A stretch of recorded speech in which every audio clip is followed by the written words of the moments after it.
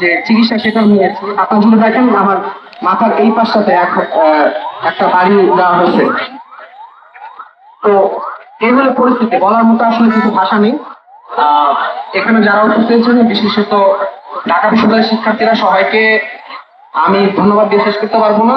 আমি এটাই বলতে চাই, কেবলমাত্র আমি না, পরবর্তীতে যে কোনো কারোর সাথে, শুধু ঢাকা বিশ্ববিদ্যালয় কেন, এদেশের যে কোনো নাগরিকের যে গণতান্ত্রিক অধিকার চর্চা, সে অধিকার চর্চায় ঢাকা বিশ্ববিদ্যালয়ের শিক্ষার্থীরা তাদের যে পূর্বের যে সংগ্রামের ইতিহাস সেটা তারা জারি রাখে।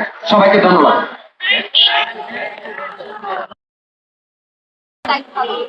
এবং তার সাথে সাথে ওই হামলায় অন্য যে পুলিশ সদস্যরা জড়িত ছিল তাদেরকেও আইনসম্মত প্রক্রিয়ায় শাস্তির আওতায় আনতে হবে। আমরা কোনো মব ভায়োলেন্স ক্রিয়েট করে তার মতো করে তার উপরে করতে চাই না। সে মব ক্রিয়েট করছে গতকাল শহরে দিয়ে দেয়, কিন্তু আমরা চাই যে আইনসম্মত প্রক্রিয়ায় যেন তারা যে হামলা করলো, তারা যে একজন মানুষকে আহত করলো, সেটার বিচারটা দেওয়া হবে। তাদের শাস্তি নিশ্চিত করলে বিচারটা যদি ঠিকভাবে করা হয়, তাহলে পরবর্তীতে যে ডিসি হবে সে বারবার মনে রাখবে যে আমরা এটা মনে করি। আর এবং আমরা একটা দাবি অবশ্যই জানাই যে এখনো পর্যন্ত নাইমুদ্দিনের সাথে যে ঘটনাটা ঘটল, সেখানে 12 ঘন্টার বেশি সময় পার হয়ে গেছে। গতকাল রাত 9টায় ঘটনা ঘটেছে। বিশ্ববিদ্যালয়ের প্রশাসন থেকে এখনো পর্যন্ত এই ডিসি মাসুদের বিরুদ্ধে কোন রকম আইনি প্রক্রিয়া নিতে দেখা যায় না। আমাদের প্রক্রিয়াটা কি ঘুমায়? আমাদের প্রক্রিয়াটা কি করে?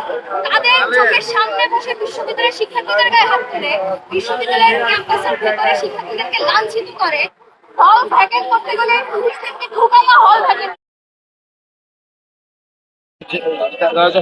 তারা যখন এগ্রেসিভ একটা মাইন্ডসেটে আসছিল, তো আমরা শুধুমাত্র আমাদের নাইম ভাইয়ের জন্য না, আমরা দেখেছি উদ্যানে আরো কয়েকজন ছিল তাদের কিছুই ছিল না।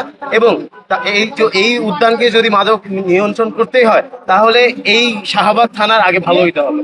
কারণ শাহবাগ থানা যদি ভালো না হয়, শাহবাগ থানার যেই চ্যানেলগুলো আছে তারা যদি এটা ক্লোজ না করে, যতগুলো ডোর আছে তারা যদি সেগুলো ওপেন না করে, সবাইকে যদি এখানে না আসার ব্যবস্থা করে দেয়, অথবা আমরা দেখেছি যে তারা সিলেক্টিভ কিছু কালচার একটা ক্রিয়েট করেছে। ডিসি মাসুদ এখান থেকে বের হয়, তারা মিডিয়া নিয়ে বের হয়, তারা সিলেক্টিভ কিছু জায়গায় যায়, কিন্তু তাদের শেল্টারে জায়গায় যেগুলো মাদক কারবার চলতেছে, তারা কিন্তু এর বিষয়ে জানে, কিন্তু দাবিটার বিষয়ে কি পরিষ্কার কোনো ঘোষণা আসেনি। তারা এখনো সময় চাচ্ছে, আমরাও সময় চাই। ভাইয়ের সাথে কথা হয়েছে এবং মাজার ভাই ছিল এখানে, তো তাদের সাথে কথা হয়েছে। তারা এখনো পরিষ্কার কোনো কিছু জানায় নাই, তারা এখনো আমাদের কাছে শুনছে। আমরা জানিয়ে আসি এবং আমরা আমাদের স্পষ্ট কর্মসূচির কথা জানিয়ে আসি। সময় দিয়েছেন, আমরা সময় দিতে চাই, আমরা 24 ঘন্টা সময় দিতে চাই, এবং 24 ঘন্টার মধ্যে যদি পদক্ষেপ না নেওয়া হয়, যদি পরিলক্ষিত পদক্ষেপ না নেওয়া হয়, তাহলে আমরা কঠোর কর্মসূচিতে যাব। ধন্যবাদ। ওরা ট্রেড ইউনিয়ন কর্মীদের ধরে নিয়ে গেল, আমরা কোনো প্রতিবাদ করিনি। তারা ধরে নিয়ে গেল, নাৎসি পুলিশটাও ধরে নিয়ে গেল, মানুষ তার প্রতিবাদ করেনি। এবং যখন ওরা আমার জন্য এলো, আমি দেখলাম আমাকে যখন ধরে নিয়ে গেল, আমার জন্য প্রতিবাদ করার কেউ তখন সামনে ছিল না। তাই আমরা এই দেশের মানুষকে বলতে চাই, রাষ্ট্রীয় বাহিনীর নিপীড়নের বিরুদ্ধে, সকল ধরনের রাষ্ট্রীয় নিপীড়নের বিরুদ্ধে, এই পুলিশি রাষ্ট্রের বিরুদ্ধে রুখে দাঁড়ান। এই পুলিশি রাষ্ট্র যদি আপনাদের ঘাড়ে চেপে বসে, তাহলে আমি বলতে চাই, যেই রাষ্ট্র নিপীড়কে, যেই রাষ্ট্র পুলিশি, সেই রাষ্ট্র আমাদের ভেঙে দিতে হবে। যে মন্ত্রীরা এখানে ভোটিস করে বক্তব্য দিয়েছে, সেই মন্ত্রীদের সংযত হতে হবে। জনগণ তাদের ভোট দিয়ে নির্বাচিত করেছে তাদের দায়িত্ব পালন করার জন্য। জনগণ তাদের টাকা দিয়ে এই পুলিশকে তাদের নিরাপত্তা দেওয়ার জন্য এখানে বসিয়েছে। আপনারা জানেন, এই যে এখানে যত ধরনের মাদকের আঁকড়া আছে, সেই সবগুলো এই রমনা থানায়, শাহবাগ থানা, এই জোনের পুলিশের নাকে ডগায় হয়। পুলিশ কি সেখান থেকে পার্সেন্টেজ নেয় না?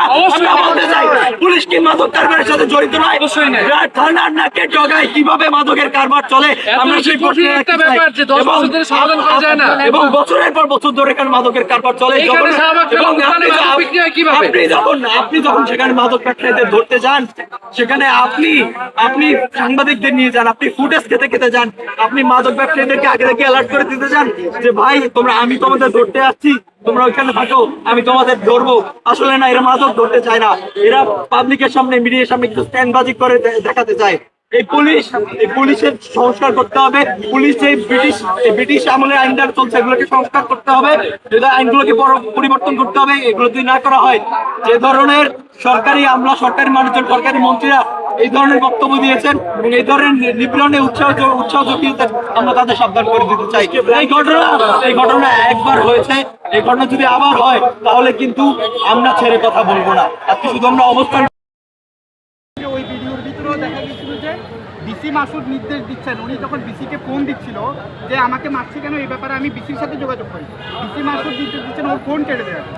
ঠিক এরকম ঘটনাগুলো ঘটার পরও আপনারা দেখেছেন যে পুলিশ এখানে একটা মানে এখানে এনএসআই ডিজিএফআই লোকরা নানানভাবে এখানে ঘোরাফেরা করে ভিতরে নানান রকম কমেন্ট করে শিক্ষার্থীদেরকে একটা বুঝ দেওয়ার চেষ্টা করছেন, যেটা বারে বারে দেওয়ার চেষ্টা করে, তদন্ত কমিটি হবে, রিপোর্ট দিবে, এটা করবে ওটা করবে।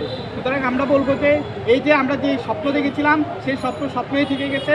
এখানে পুলিশ এটা একটা পেটুয়া বাহিনী হিসাবে থেকে যাবে আগামী দিনে। এই যে নাইমের উপর অত্যাচারিত, নাইমের উপর যে আক্রমণ হচ্ছে বা এই যে একটা অপ্রাপ্তবয়স্ক শিশুর উপর যে আক্রমণ হচ্ছে, এটা আগামী দিনে এখানকার নাগরিকদের উপর আরো ভয়াবহভাবে আক্রমণ হবে বলে আমরা মনে করি। কারণ ওদের